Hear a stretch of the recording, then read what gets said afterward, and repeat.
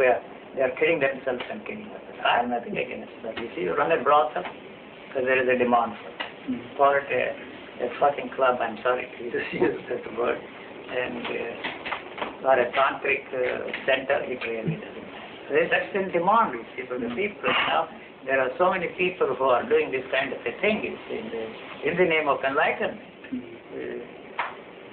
That is detestable to me. They are not honest enough to admit that they are using that. They are running brothels and they are all pigs. No, the gurus are pigs. Yeah, Mr. Rushens became famous for that. Yeah, that's why somebody asked me, what do you have to say after his death? I said, the world has not seen such a pimp, or will ever see such a pimp in the future. You know? He was very good at it. I mean, very professional. Yeah, professional. He combined the Western therapies, the tantric system, you see, everything that you could find in the box. He made a big business out of it, you know. Because, you see, he took money from the boys, he took money from the girls, and kept it for himself. And he took the girls as well? Yes, you see. And so, he's dead, so we don't say anything. Nil nisi bonum. But if we can go back to... what I want to say is that, unfortunately, the society, culture, or whatever you want to call it, has separated that activity and put it on a different level, other than, you see, treating it as the functioning of the living organism. And that's the basic thing, because the survival and reproduction is the basic thing that is there in the living organism. That's all. And the rest is artificial build-up. You can change theories, you can change ideas, you can write books, and you know, it really doesn't matter to me as far as I'm concerned. So I don't tell anybody what they should do or what they should not do. My interest is to point out this is the situation, take it or leave it. But without the build-up, without the culture, without thought, there would still be sexual functioning of the body, but there wouldn't be anyone to make a problem out of that. No problem. The body would react, and anything we touch, we turn that into a problem. And it is more so because it is the most powerful drive there, for its own reasons. And if you translate that and push it into an area where it really doesn't belong, the pleasure movement, we create problems. And once you create a problem, the demand to deal with these problems within that framework are bound to be there. So that is where you come in, sex therapist. So I have nothing against a sex therapist, because that problem has to be solved by them. Otherwise they become neurotic, they don't know what to do with themselves. And that's all there is to it. But not only that, see, everything, see, the God, truth, reality, liberation, moksha is the ultimate pleasure. We are not ready to accept that. But sex is very concrete and very concrete. More of a concept. Concrete, you see, this is tangible. So that is why it has become a very, very powerful factor in our lives, and also the demand for the culture to put it is in its, to put these limitations on that. First in the name of religion, now again in the name of family, in the name of law. You see, what? This is nothing but a worthy outgrowth of the religious thinking of man. What was the difference? And all these laws don't help anyway, because the drive just goes on. Goes on. You see, well, what is so? You talk of sacredness of life, and you condemn abortion there. You see, the same old idiotic Christian ideas persisting there, and turn every woman, you say, into a criminal, and you go and kill hundreds and thousands of people there in the name of your flag, in the name of your patriotism. That's the way the things are. So, not that it is of your interest to change, you know, but the change is something which this structure is not interested in. Talks of change, but the things are changing constantly, you know. Now, I have given the talk. I don't know if it makes any sense to you. It does. Yeah. I heard you say once that this artificial build-up of sexual excitement is actually damaging for the body. Whereas a lot of people think it's like healthy because tension is getting out and you're more relaxed. If you create first attention, Yeah. all this Artificial. all this romantic nonsense is a build-up there, building up of tension. So when once the tension is built, you say it has to dissolve itself. So that is why the rest becomes, you go to sleep. You see, you fall asleep, you are tired, exhausted. So that is all that is there. It creates a tension, build up a tension, and then you see the after effects of that. You see, you know. That's fine, you see, play the game. And it is wearing you out in the long run. Mm-hmm. You see. Could you comment on the different behaviors as far as sex is concerned between men and women? I don't That's see. a rather big issue in the West nowadays. You mean this feminist movement? Well, not only that. It's a joke. In my work, I'm also It is concerned. really, yes, sorry. I'm also concerned with sexual violence and men having sex with women, children against their will, and all the damage they do to the children. And you hardly see that sort of physical, sexual violence in women. So there's this discussion, what is this? That a lot of men are being, more than women, being able to objectify and use children and women in that way. So that is a sociological problem, I think, you see. You know, I don't know, I can't say much on that, but it is really unfortunate that man got away with everything for centuries. And this society ignored the women of the population on this planet. They were neglected, eliminated, and treated as doormats. Even the Bible's story tells you that woman is made out of the rib of a man. What preposterous nonsense it is. You see, their intelligence is lost for this culture. It is the same everywhere, not only here. So where does this arise from? That from time immemorial, this situation? The other party also, you see, is responsible for that. You see, you're praising woman as a darling, you see, and she accepted that minor role. The woman is also to be blamed for that kind of a thing. I'm not over enthusiastic about all these the feminist movements today. See, this is a revolt that really has no basis for that. It's a reaction. You mean both parties are responsible? Responsible. Responsible for one. I say this very often. One of the leaders of the feminist movement visited me and asked me some questions. He said, what do you have to say on this? He said, I'm on your side. But you have to realize one very fundamental thing. As long as you depend upon the man for your sexual needs, so long you are not a free person. That's very true. No, you are not a free person. Now, if you use a vibrator for your sexual satisfaction, that's a different. You are very crude. You are. No, I'm not crude. This is a fact. You see. So, as long as you depend upon that, see, then the exploitation begins. it still goes on. Goes on and on and on. So I'm not against this feminist movement. They have to have every right. Even today, in the same job, a woman is paid less in the United States than a man. Why? So we got away with this kind of a thing, you know. And that is culture, of course. That is culture. But it must have started somewhere. But where is the guarantee that a woman is... there was a time when I believed that if women were to rule this world, it would be a different story. Wouldn't it? Has it been? You had a prime minister in India, you had a prime minister in Ceylon, you have a prime minister in England, and one of these days probably, I don't see that kind of a thing will happen in America. A woman will be the president of the United States. They are as ruthless as any other person. More ruthless. More ruthless. And so this dream of mine, this pious thought of mine was shattered when I saw that woman there in Jerusalem. What was her name? Golda Meir. Golda Meir or Indira Gandhi in India, and I don't even remember now. Madame Thatcher. Oh boy. That's it.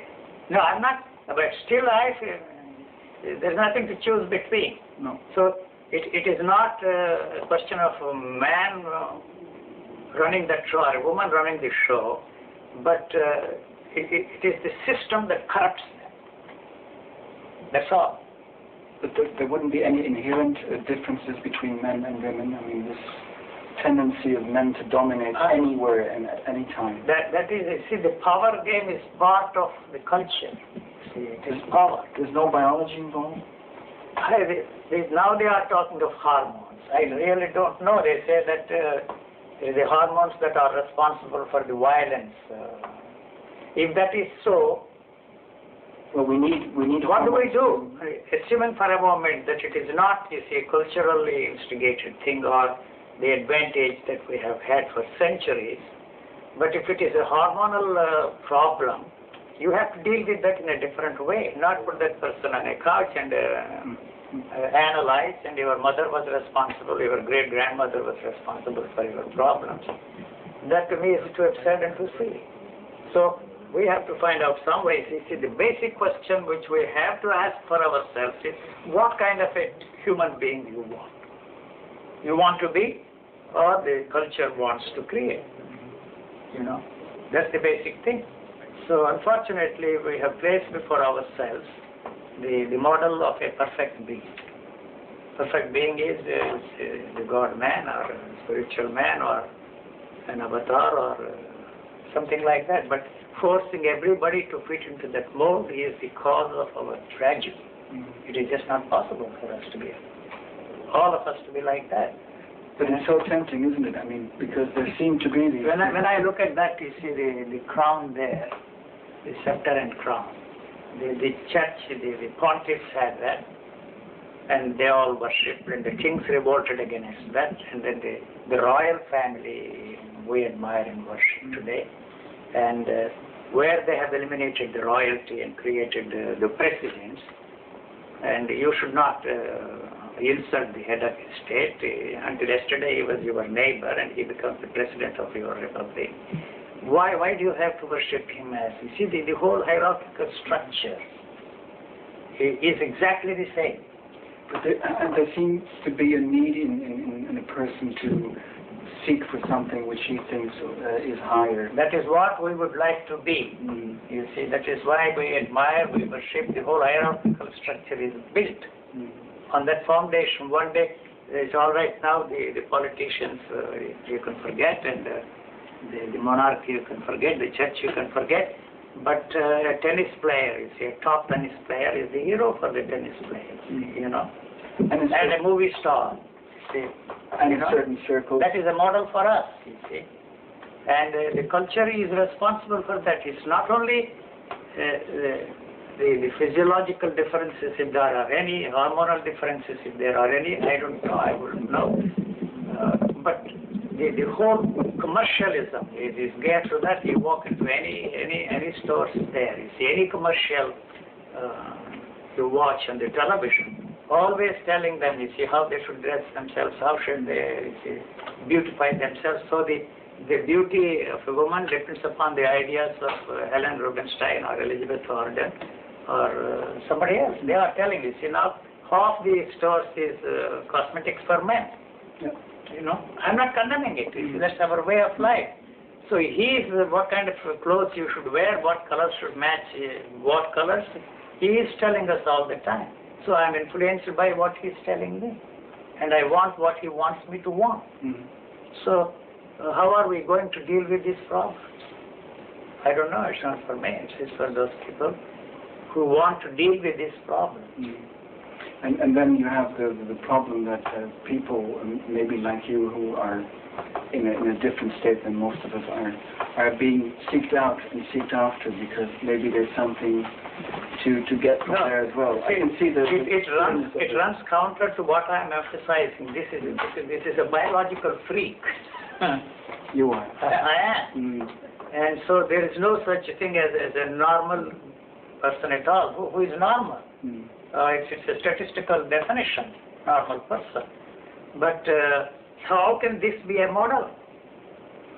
So this has no value for me in the sense that whatever I am cannot be fitted into any value system for the world. If it has no value for me, it has no value for the world. So you may very well ask me the question, why the hell we are talking about, because this is not an exchange of ideas. So whatever it is, something we find ourselves here, you have some questions to throw at me, and what I'm doing is to put that in the proper perspective. Look at this way. That's all I'm saying. I'm not interested in winning you over to my point of view, because I have no point of view, and there is no way you can win me over to your point of view. It is not that you say I am dogmatic or any such thing. It's impossible for you to win me over to your point of view. But you know, during a conversation like this, somebody throws at me, oh, you are that is your point of view. All right, this is my point of view. What the hell is yours? It's also a point of view. So how do you think these 2 points of view can be reconciled, and for what purpose? You know, you feel good because you have won him over to your point of view. You use logic, you use rationality, you are more intelligent than I am. And this is a power play. You feel good. Like this service to mankind, that is a do-gooder's high. You take an old woman across the road and you feel good. It's a self-centered activity, and you are interested in some brownies, and you are shameless to tell others that you are doing a social deed. I'm not cynical, I'm just pointing out that it is a do-gooder's high you are feeling, like any other high. But if you admit that, it becomes a simple. You see, then if you admit that, it shows that how detestable creature you are. You are doing it for yourself, and tell others and yourself that you are doing it for the benefit. So you are interested only in brownies. I am not cynical. You may say that, but cynicism is a reality. A cynic, his feet are very firmly fixed on the ground. But I don't find you cynical at all. I mean, it just makes perfect sense to me. Yes.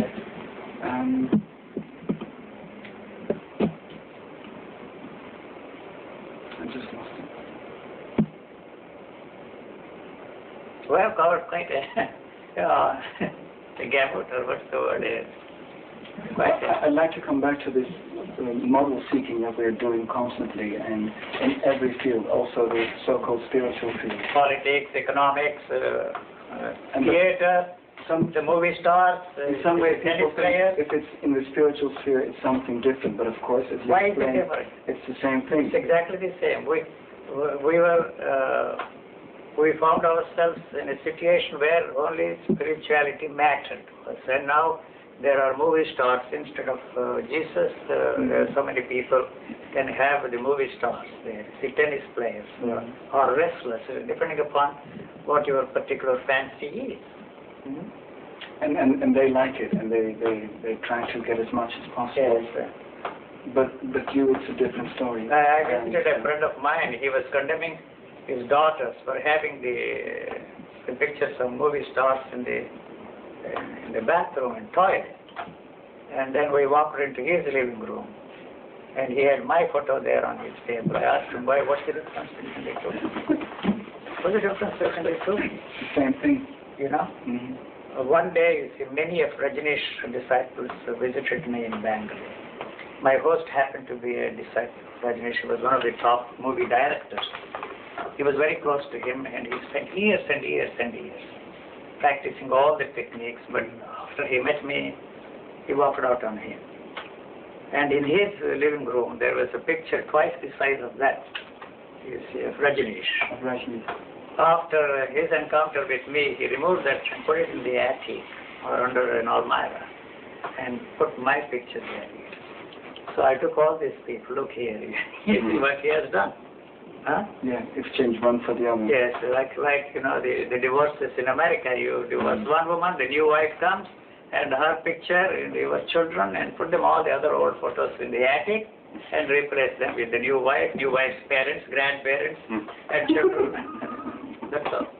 You replace one with another. Did you care about that? No, I just pointed out the absurdity of it. The absurdity. So that is all that they can do. Replace one illusion with another illusion, one belief with another belief. But if the belief comes to an end, that's the end. But there's no escaping, because as you explained before, there's nothing you can do to... Not a thing, not a thing. Sort of change all So if you are lucky enough to, I don't know, lucky enough may not be the appropriate word, to find yourself where there is no attempt on your part to get out of the trap. The more you try to get out of the trap, the more you are trapped in that. That's very difficult to That is the trap. That's the trap. Wanting to get out Yes, of the trap is so the that's trap. all those who want to discuss this with me, the question of how to uncondition yourself, you see, how to live with an unconditioned mind. You see, the very thing you are doing is conditioning it. You see, you are conditioning it in a different way. You are picking up a new lingo. Instead of using the usual one, you begin to use the new lingo and feel good. That's all. But this is conditioning you in exactly the same way, not in exactly the same way. That's all it can do. But even realizing But that... the physical body is conditioned in such a way that it acts as intelligence. Conditioning is intelligence here. There's no need for it to think. But there's no conditioning in the body. The body is The conditioning is intelligence. That's the native intelligence, not instincts I'm talking about. The intelligence that is there is necessary for the survival mechanism. That intelligence is quite different from the intellect which we have developed. That is, the intellect is no match. If you don't think, the body can take care of itself in a situation where the body is in danger. It relies upon itself and not your thinking and not your the intellect at all. Otherwise, you are frightened. The fear makes it difficult for you. That is why when people ask me, how come you take walks with the cobras? I never did with a tiger or any wild animal. But I don't think I would be frightened of them also. If the fear is not there, you see, the fear emits odors, certain odors. So the cobra senses that you are a dangerous thing, and so it has to take the first step. If that is not there, they are one of the most beautiful creatures that nature has created.